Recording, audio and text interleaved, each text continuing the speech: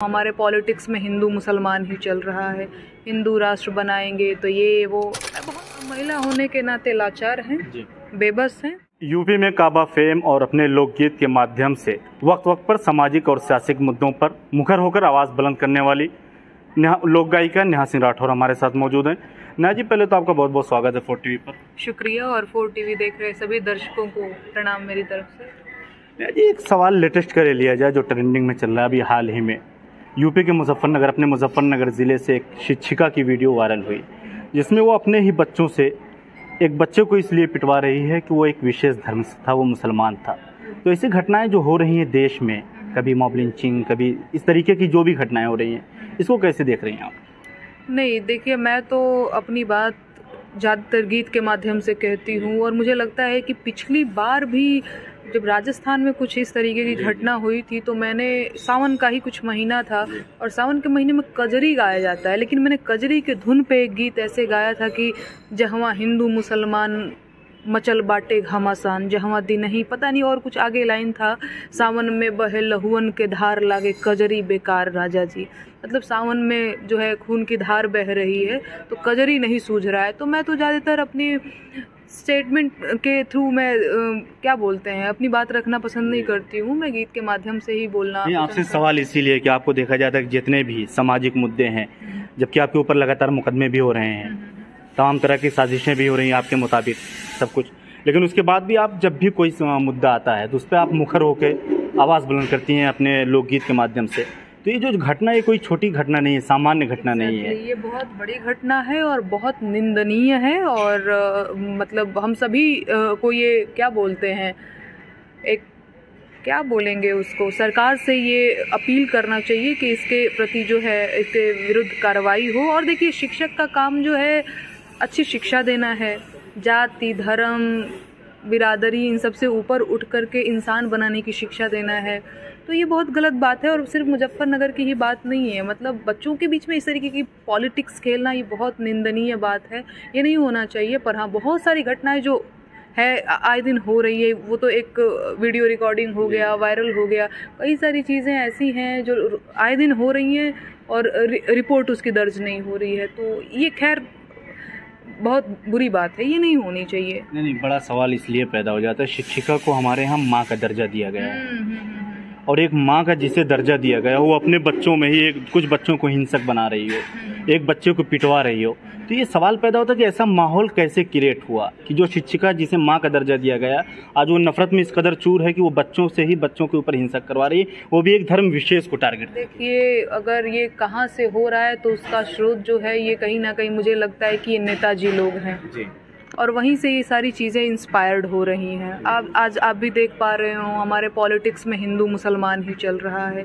हिंदू राष्ट्र बनाएंगे तो ये वो, मैं बहुत कभी कभी बचना चाहती हूँ इन चीज़ों से, पर सच्चाई यही है कि हाँ, एक जहर तो घोल दिया गया है और उसका नतीजा अब हमें सामने देखने को ही मिल रहा है। ये बहुत बुरी बात है।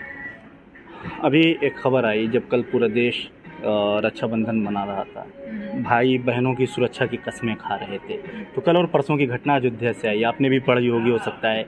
एक महिला हेड कांस्टेबल की का जिस्म लहूलुहान अवस्था में मिला, या कहा यह जा रहा है कि उसके साथ वो रेप की घटना हुई है। तो ये जो घटनाएं महिलाओं के साथ बराबर, यूपी हो, बिहार हो, कोई भी प्रदेश हो, कोई प्रदेश खाली नहीं है, जो आंकड़ा आ रहा है पूरे देश में हो रहा है। तो ये घटनाएं जिस तरीके से हो रही हैं और सरकार की तरफ से कोई बड़ा इस पर कानून नहीं बनाया जा रहा है, या कह लीजिए अमल नहीं, अगर कानून है तो अमल नहीं किया जा रहा है। तो आप भी एक महिला हैं, तो महिला होने के नाते क्या कहेंगे? हम महिला होने के नाते लाचार हैं, बेबस हैं। आज हम आपको इंटरव्यू दे रहे हैं, कल हमारा भी नहीं पता कि हमारे साथ क्या होगा। महिलाओं को तो योद्धा भी तो कहा गया है। अरे भैया, योद्धा कहने से होता है? अब 4 दरिंदे आ करके आपका कपड़ा नोचने लगेंगे तो वहाँ पे आपकी मांसपेशियाँ जो हैं, इतना उसमें बल नहीं है, ये आपको भी पता है, ठीक है। तो मतलब भगवान ने हमें ऐसे ही बनाया है कि हमारी मांसपेशियाँ पुरुषों की अपेक्षा उतनी मजबूत नहीं है। तो मैं कुछ नहीं इसमें बोल सकती, मैं लाचार हूँ, मैं बेबस हूँ। इस तरीके के वीडियोस जब मैं सोशल मीडिया पे देखती हूँ तो मेरे रूह कांप जाते हैं, मैं रोने लग जाती हूँ। कई बार ऐसा हुआ है, फिर लगता है कि कहीं मेरे साथ ना ऐसा हो जाए। मुझे याद है जब आपने यूपी में काबा और उस वक्त आपने वीडियो भी जारी की थी जिसमें आप रो भी रही थी एक हिसाब से कहा जाए। और वो जो कमेंट्स, हम लोग भी कमेंट सेक्शन में जाते हैं, पढ़ते हैं एक पत्रकार होने के नाते, एक सामाजिक होने के नाते, कि किस पे क्या, उस समय आपके साथ भी ये मतलब तरह तरह के कमेंट्स कह लिया जाए एक हिसाब से रेप की धमकी सब कुछ हो रही थी, तो आपने बहुत नज़दीक से महसूस किया होगा, इसीलिए मैंने ये सवाल आपसे करना ज़रूरी है। नहीं देखिए भैया, सोशल मीडिया पे कमेंट और धमकियां मिलना और सामने से चीज़ें होना बहुत अंतर है। जैसे अब तो ये सोच, लोगों की जो सोच है वो तो सामने आती है। हाँ, अरे भाई अब मैं क्या बोलूँ, उनकी मैं बात क्या करूँ, मेरे को तो खुद कॉल्स आते रहते हैं। अभी कुछ 10-20 दिन पहले की बात है, मुझे कॉल आया एक, और हेलो हाय किए बिना ही सिर्फ गालियाँ पड़ रही थी। इट्स ओके, बाद में ले लेंगे, हाँ ले जाइए उसको। तो हम तो, मुझे हेलो करने का मौका तक भी नहीं दिया, तुम ये कर देंगे वो कर देंगे, बहुत सारी चीज़ें जो मैं कैमरे पे भी मैं नहीं कह सकती, वो इतने अश्लील और फूहड़ लोग हैं। तो मेरे साथ भी ऐसी चीज़ें आए दिन होती रहती हैं, पर हम क्या कर सकते हैं, हम मजबूर हैं, हम क्या करें। हम एक गीत गा देते हैं, हम अपना स्टेटमेंट कहने के लिए, या फिर हम कोई भी मुद्दा जो मुझे लगता है कि मुझे इस पे बोलना चाहिए, तो मैं लोकगीत के माध्यम से अपनी बात रखती हूँ, तो मेरे ऊपर FIR दर्ज हो जाता है। हम क्या, हम लाचार लोग हैं भाई, हम आम लोग हैं, हम लाचार हैं। आपने कहा कि आपके ऊपर FIR दर्ज हो जाता है, और वाकई देखा गया कई बार, अभी MP में काबा, और उससे पहले जो आपने ट्वीट किया उसको लेके मुकदमा दर्ज हुआ, उससे पहले भी हुआ। फिर भी क्या वजह है कि आप जो अंदाज पहले था वही अंदाज अब भी है, मुकर होकर डर नहीं लगता आपको, या जो धमकियां आ रही हैं, मुकदमे हो रहे हैं, मुकदमे एक ऐसी चीज़ है कि हर कोई थोड़ा सा अपने आप में सिमट जाता है, लेकिन आपको देखा जा रहा है लगातार आप उसी तरीके से चल रही हैं और हर मुद्दे पे उसी तरीके से बेबाकी से बोल रही हैं, क्या वजह? नहीं, ये इसकी इंस्पिरेशन तो मुझे संविधान से मिलती है। संविधान ने मुझे, ये मेरा मौलिक अधिकार है अभिव्यक्ति की आज़ादी, तो मुझे वहाँ से मिलता है। और कुल मिला जुला के भारत एक लोकतांत्रिक देश है ना भैया, तो खाली कागज़ में लिखा है क्या, ज़मीन पे नहीं है क्या उसका कुछ सच, इसको एक्सेप्ट करना होगा। जैसे मैं कई बार आलोचना कर ही देती हूँ, आपको भी पता है, चाहे वो यूपी में काबा या MP में काबा है, तो लोग मुझ पे FIR दर्ज करा देते हैं, तरह तरह से मुझे परेशान करने की कोशिश, मेरी आवाज़ दबाने की कोशिश। अभी रिसेंटली मैं आपको बताऊं, आज से 3-4 दिन पहले मुझे दिल्ली में कॉन्क्लेव में बुलाया गया, मतलब इनविटेशन आया प्रॉपर, वो आने जाने की टिकट करा के भेज दिए, 5 स्टार में रुकने का व्यवस्था हमारा कर दिए। अब हमको अब उस दिन मेरा और भी एक इवेंट था, लेकिन मैंने कहा कि नहीं ठीक है, अपनी बात रखने का है तो मैं वहाँ जाऊँगी, और दूसरा वाला मैंने कैंसिल कर दिया कि वहाँ नहीं जाऊँगी, क्योंकि एक ही डेट पे 2 जगह जाना हो तो कोई एक सेलेक्ट करना पड़ता है आपको। तो मैंने कहा हाँ भाई ठीक है, यहाँ जाऊँगी। फिर एक रात पहले, अब जैसे मतलब मैंने पैकिंग कर ली है, माइंड मेकअप कर लिया है कि हाँ मुझे कल जाना है ना, कहीं भी जाने से पहले आदमी उसकी तैयारी करता है। फिर मुझे कॉल आता है कि माफ़ करिए बहुत प्रेशर है, और ऐसा मेरी लाइफ में नया नहीं हुआ है, ये पहली बार नहीं हुआ है। मुझे लगता है कि 10 से 15-20 बार हो गया होगा कि मुझे पहले इनविटेशन मिलता है, फिर 2 दिन पहले या 1 दिन इनविटेशन उधर से आता होगा, आपकी तरफ से तो कोई सिफारिश होती नहीं? बिल्कुल नहीं महाराज, हमको तो पता भी नहीं कहाँ पे महोत्सव, और मुझे कैसे पता चलेगा कि यहाँ महोत्सव, कभी गोरखपुर महोत्सव हो रहा है तो कभी फलाना जगह महोत्सव हो रहा है। मुझे बुलाया जाएगा, मतलब इन्विटेशन दिया जाएगा कि नेहा जी आपको आना है, मैं बोलती हूँ हाँ ठीक है भाई, हमें भी तो अपनी बात रखने के लिए मंच चाहिए ना भाई। सोशल मीडिया तो एक मंच है, लेकिन इसके अलावा भी मुझे चाहिए कि हाँ मतलब फेस टू फेस मैं लोगों से मिलूँ, उनकी बात कहूँ। तो फिर एक दिन कॉल आएगा, एक रात पहले या 2 घंटा पहले, 4 घंटा पहले भी, कि माफ़ कर, संचालक कभी कॉल कर देंगे, कभी आयोजक कॉल कर देंगे कि माफ़ करिए VIP जी आ रहे हैं और उन्होंने सख्त मना किया। तो मैं कई बार पूछती हूँ कौन है VIP, क्या नाम है उनका, बताओ मुझे। तो माफ़ करिए वो हम नहीं बता सकते, और वो ये कहते हैं कि पर्सनली नेहा हम तुम्हारे गाने को पसंद करते हैं, मेरी माता जी तुम्हारे गाने को पसंद करती हैं और वो चाहती थी कि तुम आओ, लेकिन हम क्या करें, हमारे ऊपर प्रेशर है। किस प्रेशर में जी रहे हैं भाई आप लोग? तो मैं तो कहती हूँ कि नौकरी छोड़ दो, काम धंधा छोड़ दो, प्रेशर में मत जियो, बिना रीढ़ पूछ के आदमी मत बनो। तो ये तो मतलब मुझे बहुत गुस्सा आया, मैं आपको क्या बताऊँ, इतनी चीज़ें चल रही हैं, मैं बेबस हूँ, मैं बस इतना कह सकती हूँ। जैसे आप तमाम मुद्दों पे बड़ी मुखर होकर बोलती हैं, आपका एक और जो मुद्दा रहता है वो भोजपुरी रहता है। तो जो भोजपुरी इंडस्ट्री है उसमें लोग हैं, काम करने वाले हैं, आप लगातार उन पर सवाल खड़े कर रही हैं, उनसे सवाल कर रही हैं, तो क्यों ऐसा? मतलब आप भी भोजपुरी के ही माध्यम से, समझ लीजिए लोकगीत के माध्यम से आप अपनी आवाज़ उठाती हैं, लेकिन आप भोजपुरी के ही खिलाफ। सबसे पहले तो आपको ये समझना होगा कि जो भोजपुरी मैं गा रही हूँ और जो भोजपुरी वो गा रहे हैं, जो भोजपुरी मैं रिप्रेजेंट कर रही हूँ, जो भोजपुरी वो रिप्रेजेंट कर रहे हैं, उसमें ज़मीन आसमां का अंतर है। मेरे भोजपुरी में मैं बेरोजगारी की बात करती हूँ, महंगाई की बात करती हूँ, टमाटर का दाम बढ़ गया, उस पर भी गीत के माध्यम से कुछ ना कुछ मैंने संगीत सीखा नहीं है, लेकिन मेरी कोशिश ये रहती है कि अगर मेरे गीत से आम जन का भलाई हो सकेगा तो मुझे लिखते और गाते रहना चाहिए। लेकिन उनके गीत में उनके पास 8-10 शब्द हैं, लहंगा, चोली, ढोढ़ी, काजर और भी पता नहीं क्या, आलू, बैंगन, टमाटर। हाँ, ये सच्चाई है। और सबको मिला दो तो एक गाना रेडी हो जाता है जो बहुत ही वल्गर, बहुत ही अश्लील है, जो हम और आप एक साथ बैठ करके नहीं सुन सकते। कई बार तो ऐसा हुआ है मेरे साथ कि मैं बस में, मैं और पिताजी मेरे सफ़र कर रहे हैं और आगे गंदा बसों में भोजपुरी ज़्यादातर लगाया जाए, बहुत गंदा लहरिया लूटा है राजा, और ये वो सारी चीज़ें चल रही हैं। और लाज के मारे, शर्म के मारे मेरे पिताजी अलग शर्मा रहे हैं, हम अलग शर्मा रहे हैं। तो ये चीज़ें भी मैंने फेस किया हुआ, तो हमारी और उनकी भोजपुरी में बहुत अंतर है और इसीलिए मैं उन लोगों को एक बड़ा टॉपिक आपने और उठा दिया, बसों में जो भोजपुरी गाने चल रहे हैं, ये हमें भी फेस करना पड़ता है, आपको भी फेस करना पड़ता है। जैसे आपने कहा अश्लील गाने हो सकता, कभी होता है हम अपने परिवार के साथ बस में, अक्सर ही लोग अपने परिवार के साथ सफ़र करते हैं, तो उसमें भोजपुरी गाने ज़्यादातर बसों में 100 में से 80% मान लीजिए भोजपुरी ही गाने लगे रहते हैं। तो क्या इसके खिलाफ कोई कदम उठाने की ज़रूरत नहीं परिवहन विभाग की तरफ से? क्योंकि एक परिवार सफ़र कर रहा होता, कोई अकेले नहीं सफ़र कर रहा होता और उसमें फिर शर्मिंदगी उठानी पड़ती है, तो इसमें क्या कहेंगे? नहीं, सुधार की तो बहुत ज़रूरत है, लेकिन हो नहीं रहा है। अब हम कहें नहीं, परिवहन विभाग को ध्यान देने की ज़रूरत है कि वो इस तरीके के अश्लील गीत गाना बजे तो हाँ, बसों गाड़ियों में कुछ अलग जो भी वो कर सकती है, कुछ हो नहीं रहा है।